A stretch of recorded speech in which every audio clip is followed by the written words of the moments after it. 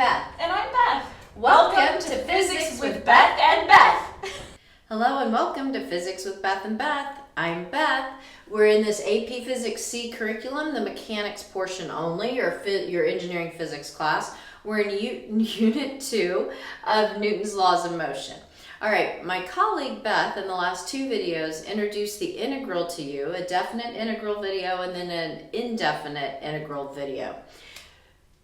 With the whole purpose of that being that we're going to use that integral and use it in center of mass, because center of mass is a topic in this Newton's Law of Motion unit. But we thought we would put in this video to go back and look at how we can use integrals in kinematics, your Unit 1. Now, we didn't introduce the integral in Unit 1 for a very good reason. We introduced the derivative, and you don't want to introduce the derivative and the integral at the same time. It just gets confused in your head. But now you've had a whole unit to work on it. You should be very comfortable with the derivatives. I know you are. I have absolute faith. And now we're going to take just a moment in this video to show you how you can use integrals in kinematics. So we're just going to get started.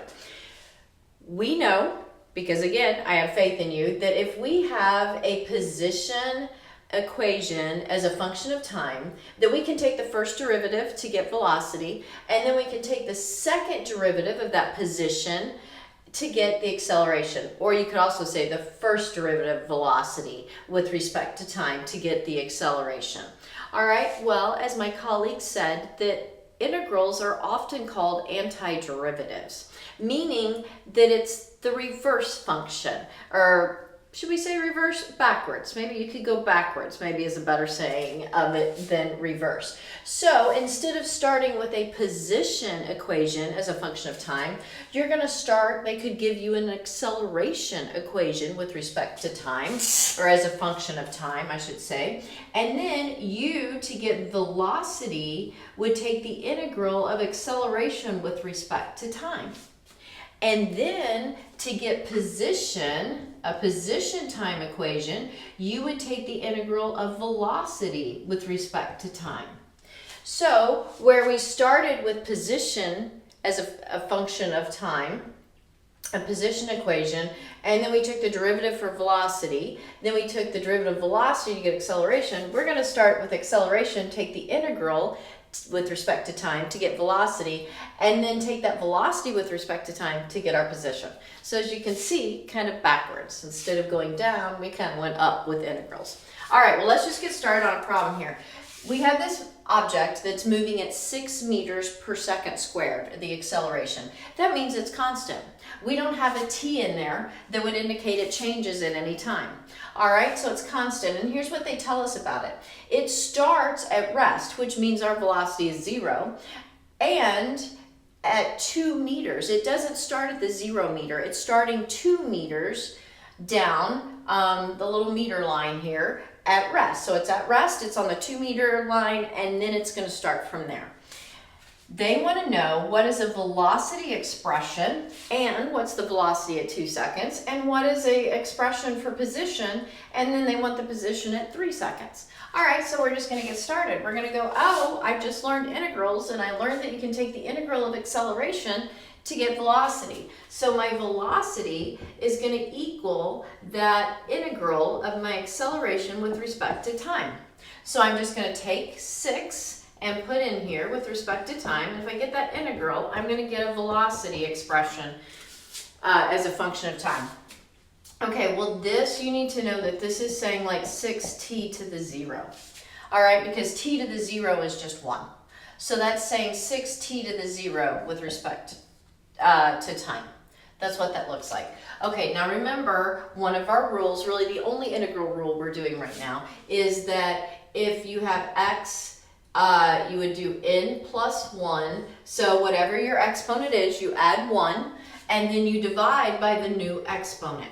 That's how you do that. All right, so I'm going to take the integral of this to get my velocity, and I have t to the 0. My 6 stays there, the coefficients stay there. I add 1 to the exponent, and I divide by the new exponent. So that's going to be 6t to the 1 over 1, which is just 6t. But Remember in the last indefinite integral video, she said, hey, listen, remember when you take a derivative of a constant, you get 0. That means you lose that constant when you go reverse direction. So we have to put a C here. All right, because if we had taken the derivative of a constant, it would have been 0. So there might be a constant here, and they're going to have to give you some little statement to help you find that. So now we know our expression for velocity as a function of time is 6t plus c. All right, well, it says it starts at rest at time equals 0. So when we start this problem, this object's at rest and it's on the 2 meter mark, on the 2 meter line. So my velocity is 0, it's at rest, and my time is 0. All right, well, 0 equals 0 plus c, so c equals 0. So in this case, the constant was 0. There wasn't a constant there that we lost. All right, so now I know that my velocity as a function of time is just 6t, and that's my expression.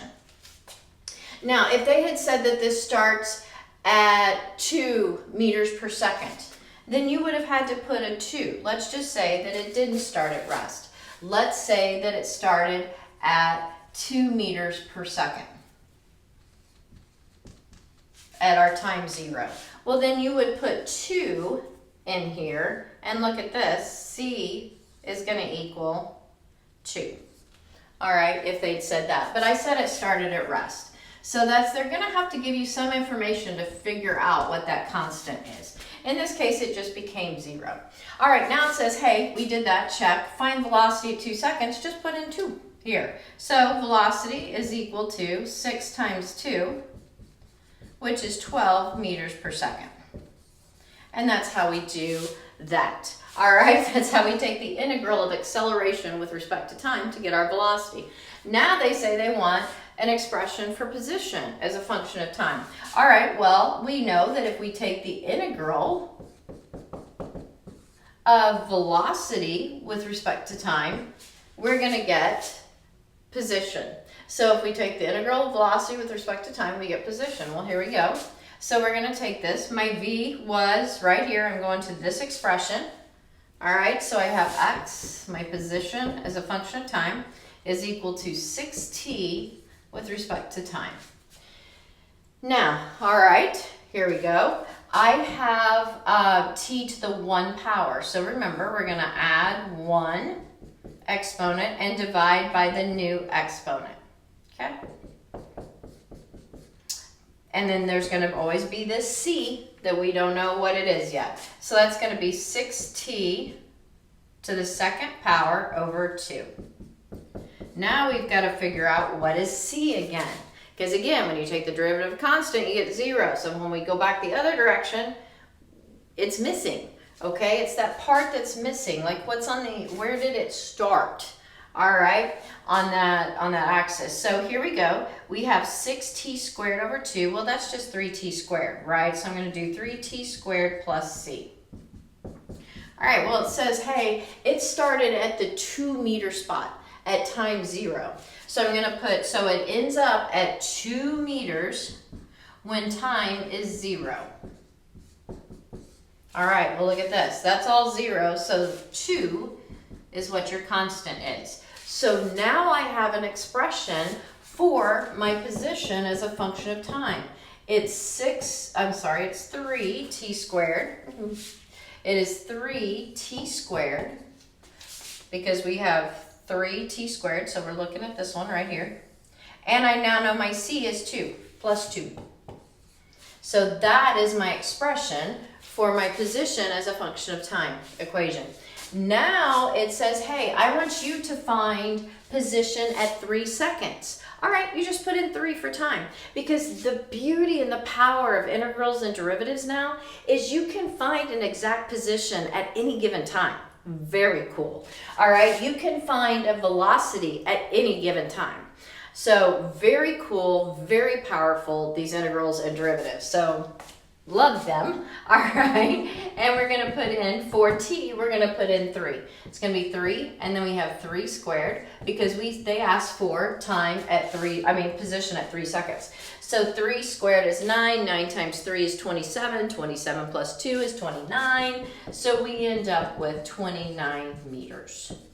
All right, so that is how you can use integrals in kinematics to find velocity and position.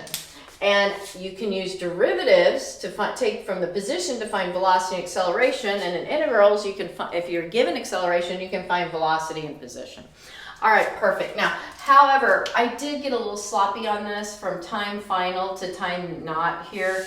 All right, so remember, these are indefinite, so there are limits on these, but so they would have had limits on all of these, T final to T naught. All right, perfect. Okay, thank you for watching, and happy physicsing.